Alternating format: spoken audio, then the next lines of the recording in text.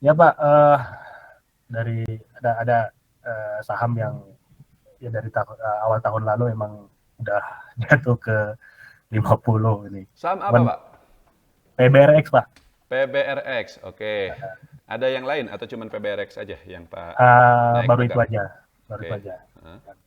Kalau yang lain masih masih belum belum nyampe ke situ lah. Oke, ya. Itu sih Pak, itu sih kira-kira apa yang harus kita lakukan kalau keadaannya seperti itu gitu. Apa kita tunggu atau seperti apa? Mohon penjelasannya Pak. Oke, ya. Saya jawab ya, Pak Naik.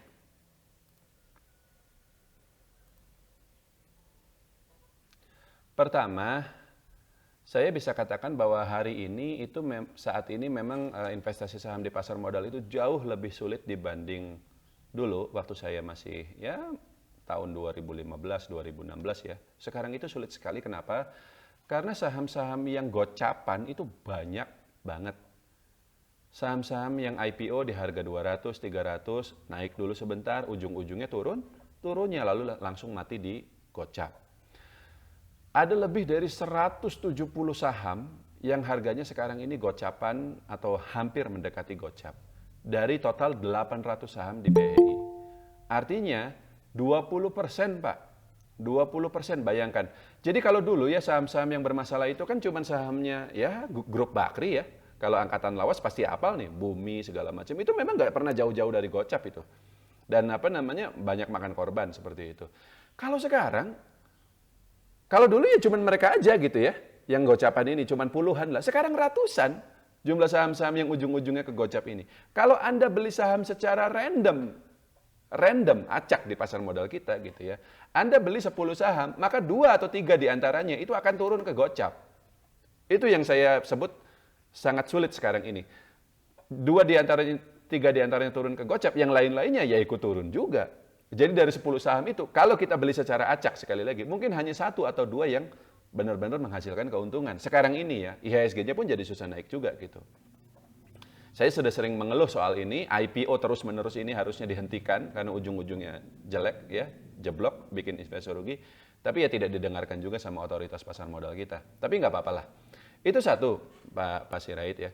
Yang kedua ya, saya sendiri ya, kalau saya, kan intinya gini lah, kenapa Pak Sirait misalnya tertarik beli saham PBRX? Mungkin memang ada hitung-hitungannya ya. Ya, ini menarik, ini murah segala macam. Tapi kalau saya sendiri, Pak, saya misalnya nemu saham nih, harganya Rp60, Rp60 ya. Dan saya hitung pernya misalnya rendah sekali, cuma 3 kali atau 4 kali. PBV-nya 0,5, ROE-nya 10%. Prospeknya bagus. Saya perhatikan manajemennya bagus segala macam. Intinya semuanya no problem lah. Ini saham memenuhi kaidah value investing gitu. Tapi harga sahamnya cuma 60 perak. Nah itu biasanya saya tetap tidak akan membelinya Pak. Saya tetap tidak akan membelinya. Saya justru akan tunggu sahamnya itu naik dulu sampai kurang lebih Rp100. Dan kalau yang tadi saya sebutkan indikator-indikatornya masih belum berubah, valuasinya masih murah, kinerjanya masih bagus, prospeknya masih cerah, dan harga sahamnya sekarang sudah di 100, baru saya akan beli. Kenapa demikian, Pak Sirait? Kalau saya beli di harga 60, lalu ternyata dia turun, dan turunnya itu misalnya ke 55, bahkan ke 50, ruginya itu bukan dari 60 ke 50, Pak. Bukan rugi 10%, 20%. Tapi rugi 100%. Duit kita habis sama sekali. Anda mau beli 1 miliar, 2 miliar, habis duitnya. Kalau Anda beli saham 1.000, dia turun ke 900, Anda beli 10 juta. Anda rugi 1 juta. Tapi kalau Anda cut loss, Anda masih dapat sisa uangnya. Tapi kalau saham Anda beli di harga 60, dia turun ke gocap, Anda mau jual juga nggak bisa, Pak. Artinya duit Anda berapapun yang masuk ke situ habis, rugi. Ini yang saya sering, kok banyak investor pemula yang salah kaprah kebangetan. Mereka pikir kalau beli di harga 50 nggak bisa rugi lebih dalam lagi. Salah itu. Sebaliknya, Anda beli di harga 50 ya, dan dia kagak naik ya, Anda mau jual pun nggak bisa. Karena nggak ada bid. Coba aja lihat seperti itu. Oke, Pak Teguh. Tapi kalau di pasar nego bisa kan? Jadi jualnya bukan di harga 50 tapi di harga 40 misalnya. Betul. Tapi rumit mekanismenya. Anda harus hubungi broker. Anda nggak bisa melakukannya sendiri lewat ponsel atau laptop. Anda harus telepon. Dan yang kedua, ya Anda tetap saja rugi. Anda beli di harga 50, jual di 40, ya rugi toh. Dan itu ruginya gede banget itu. Lebih dari 20% seperti itu. Jadi, saya selama ini, Pak Sirait, selalu menghindari saham-saham yang harganya di bawah Rp100, tidak peduli semenarik apapun saham tersebut. Oke, tapi ini posisinya Pak Teguh, kan saya udah pegang. Nah ini gimana? Ya, Pak Teguh sih tadi yang Pak Teguh sampaikan bermanfaat kalau posisinya saya belum beli, tapi ini saya udah pegang duluan.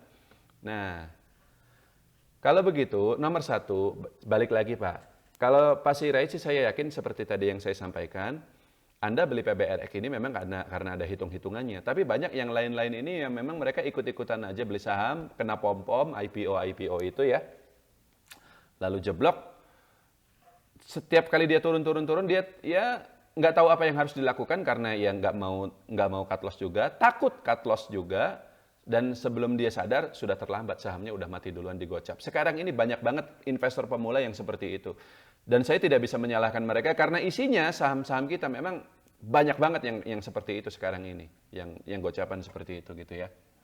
Udah kayak judi slot aja gitu. Nah, tapi kalau misalnya posisi kita sudah mati digocap seperti itu, nomor satu Pak, ingat, kalau memang perusahaannya bagus, ada prospek segala macam ya, serendah-rendahnya dia turun, nggak akan sampai ke gocap Pak. Nggak akan.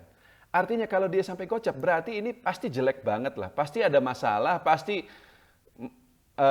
manajemennya nggak bisa dipercaya segala macam. Intinya nggak bagus sama sekali. Artinya Anda harus jual.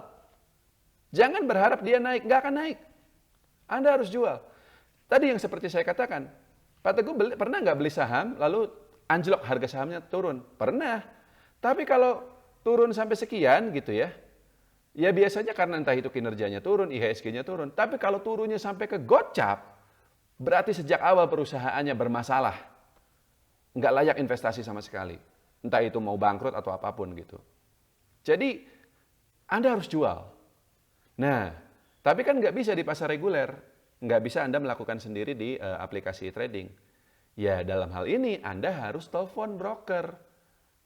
Tanya bagaimana caranya jual di pasar nego namanya. Pasar itu kan ada 3 macam ya, reguler, nego, tunai. Panjang lagi penjelasannya, Anda baca sendiri ya. Tapi intinya adalah kalau untuk yang bukan reguler ya, yang nego sama yang tunai itu, Anda tidak bisa mengeksekusinya sendiri. Anda harus butuh bantuan broker.